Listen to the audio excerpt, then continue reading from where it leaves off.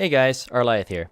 So I noticed something when I was messing around in the Vega versus Dictator matchup, and that is that you cannot parry or counter Bison's critical art.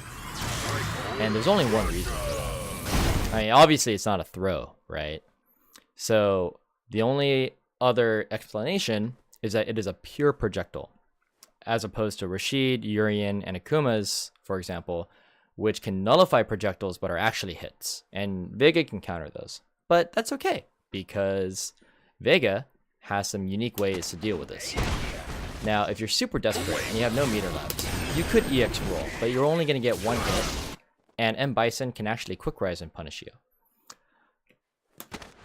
But it might be better than nothing. You can also, if you have super, attempt to do a critical art, but especially in the corner, it will miss if you do the forward version. So I recommend you do the back version instead.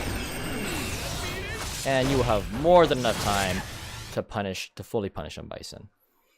Now, in a situation where he's knocked down and you want to preempt, you can use the V skill as long as you activated it right before his activation. Because if you do it now, if you do it after the animation begins, it's too late. You have to block, right?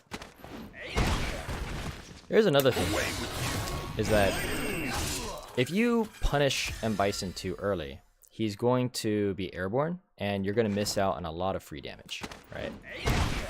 It's kind of a shame that you can't get anything off of this, because it just does not launch high enough.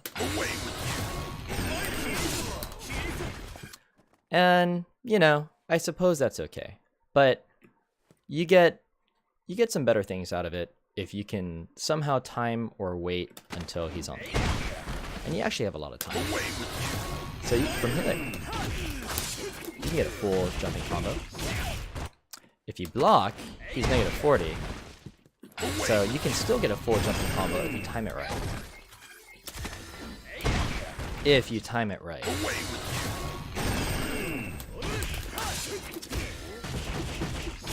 But there's a way to get optimal damage.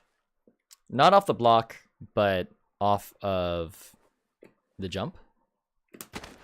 Or the dodge to jump.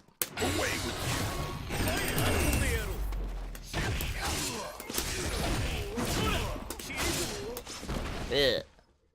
Let's try this again.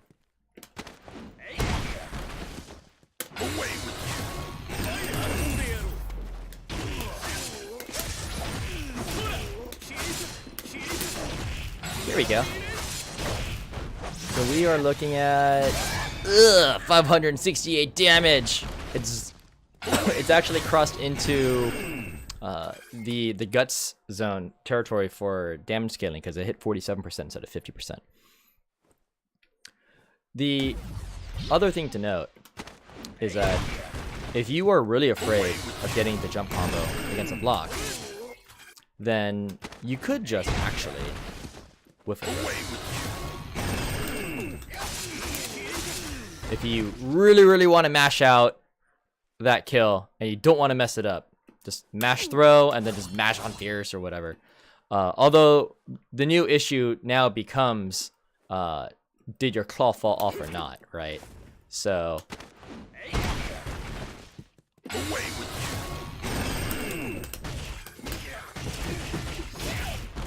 just to be safe, the throw actually gives you a little bit of extra time to see your claw get knocked off, if that ever happens. Now, there's one other thing to note. If you have V-Trigger 1, it's not necessarily a bad thing to have in this matchup, because it is actually projectile invincible if you use the aerial version. Not to mention it halts your forward momentum, right? But you can also be in situations where you can try to bait it out. You just have to know how to optimally punish afterwards. Because you're not going to have enough time to jump after that. But, you know, hey, it's okay, right? If you want to be fancy. and you wanna make sure that you have a way to try to bait Bison into doing something. You know, he might not actually super, right?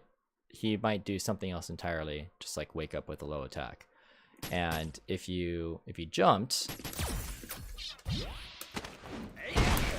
then at least you have an opportunity for a cross up or a wall jump, right? So there you have it. Various ways that Vega can deal with Dictator's critical art, either on wake up or on chip. And thanks for watching.